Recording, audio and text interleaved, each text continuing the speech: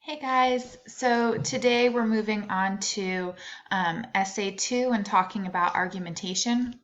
So this unit is about leadership, right? And that's kind of like the big idea that we're going to be looking at. So you know that our whole class is kind of under the umbrella of identity, right? And so this is kind of looking at sort of what we think is important, like what we identify as being important for a leader, and sort of like what that looks like as far as what's important for our identity, or even like a cultural or social identity.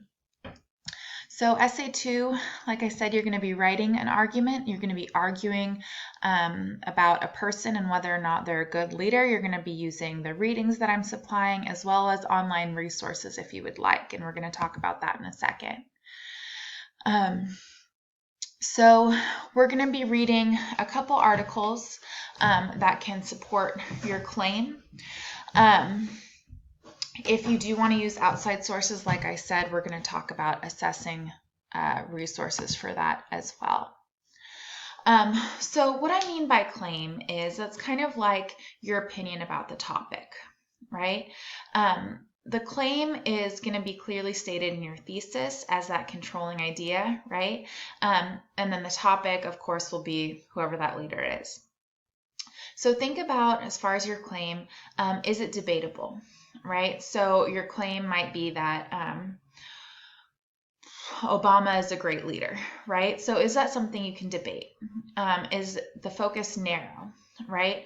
So do you think he's a good leader because he does A, B, and C? And does that claim sort of establish the argument and let your reader know what exactly you're going to be talking about? So in your argumentative essay, you are going to want to bring up a counter argument. So this is kind of what the other side thinks about your claim. Now, this is really important when it comes to audience and credibility, right? Your audience wants to know that you've thought about the other side of the situation. And even though you've really considered the other options about this leader, you still think that your claim is correct. So you want to bring up what the other side might think, right? They're a bad leader because they did this. Then you want to refute that, right? Which means you want to say, but that's not correct, right? And you want to probably use a specific example to refute this counterargument, right? So your counterargument could be a full body paragraph that's kind of devoted to that counterargument. Or if you'd kind of prefer to do it in the conclusion, you can do it there as well. So like always, you're going to be turning in an outline for this essay. You want to make sure that you have your thesis statement, and in that thesis, you want the two parts, right? You want the topic and the controlling idea. The topic will be the leader. The controlling idea is your opinion or claim about that leader. Then you want a couple body paragraphs, right? And in your topic sentences, you need to write out the topic sentences, right? I need to be able to see those in the outline. And those need to kind of outline what that paragraph is going to be about. So you're going to adhere to the outline format that we've talked about in previous papers. I just wanted to kind of show you what this looks like again, give you a refresher. So as we move into this unit and into this essay and moving forward throughout the semester, we're going to start getting rid of first and second person pronouns, right? So although you can use examples from the world around you, you can't say, I think this, right? Or for me, it's like this. Or you can't say you, blah, blah, blah, or us, or we, or our. Right? So we're kind of taking our tone and bringing it more into the sort of college level professional, right? And so that means kind of getting rid of all that stuff. Now, even if you do get rid of I, me, and our, I do see people struggling to get rid of the you, right? And we use you to mean people, right? Or individuals or human beings or even specific people like Americans. So what I suggest is that when you go into the revision process of your essay, I'd like you to do one read through just looking for I, me, our, and you and editing those out. It's really important you get that. And like I said, moving forward for the rest of the semester, we're going to be getting rid of those completely. We're also getting rid of contractions, right? So this is when you take two words and you smush them together with an apostrophe, right? So we have don't. You want to instead write out both words, do not. right? So again, kind of taking that tone and taking it to the next level. Now, for our argumentative essay, I want to kind of take a look at our prompt, right? So let me go ahead and pull this up. So this is student view. This should be what you see when you pull up Canvas. This is essay 2 prompt, right? It's under this week. You can look at it yourself at any point as well. So at a glance, we're going to be making a claim about a topic and proving it using different types of evidence, right? So part of what we're doing in this essay is we're exploring different ways to prove our point. In the first essay, we proved our point with quotes from our texts as well as personal experience. In this one, we're going to use evidence from the texts we read or examples from the internet that you're also going to cite very clearly. You do need at least one direct quote per paragraph. So we have some goals for this essay. You want to make sure you focus it with a strong thesis where I can clearly see what you're arguing. You want to summarize ideas from the text that support that claim. Analyze how ideas presented in the readings work to support your claim, and I mean the readings that we did for this unit, right? Not the readings for the last unit. Create organized paragraphs that focus on one main point and divide your analysis into manageable, not so it should say chunks, and quote and paraphrase from the readings to support your assertions. So the overall prompt is, for this essay, you'll be arguing who you think is a great leader and what makes them a good leader. Or you can look at what makes a bad leader, right? If you're like, I don't want to do that, look at what makes a bad leader. So use evidence from the texts. And I'd like you to look at the types of evidence sheet that we're going to look at in a second, but it's also in this unit, to see the different ways that you can back up your point. You can also use online sources, but you need to figure out whether or not they're credible. And there is a whole PowerPoint that talks about assessing sources that you need to take a look at before you do this. You need to make sure you double space your essay. It's in Times New Roman font. It has a header, and you cite your quotes correctly and have a works cited page. It's going to be a 5-paragraph essay. It is worth 100 points, which is significantly more than the last one, right? It's twice as many points.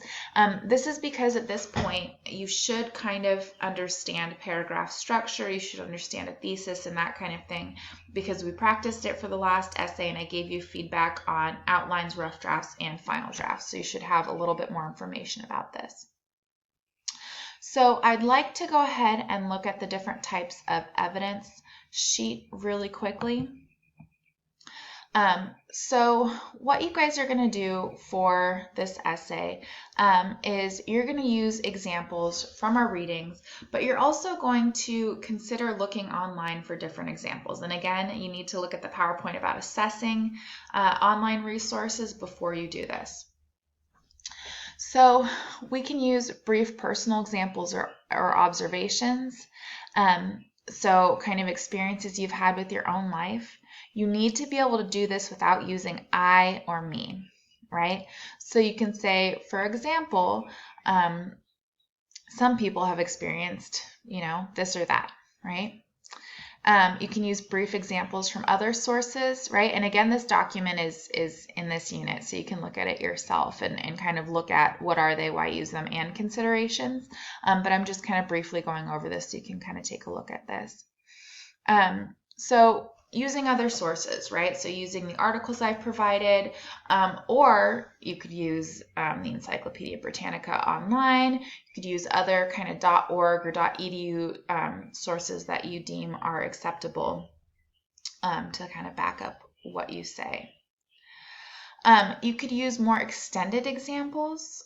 So you still need to adhere to my quote guidelines where you have 1 or 2 sentences or lines of text for your quotes and then the rest is your explanation.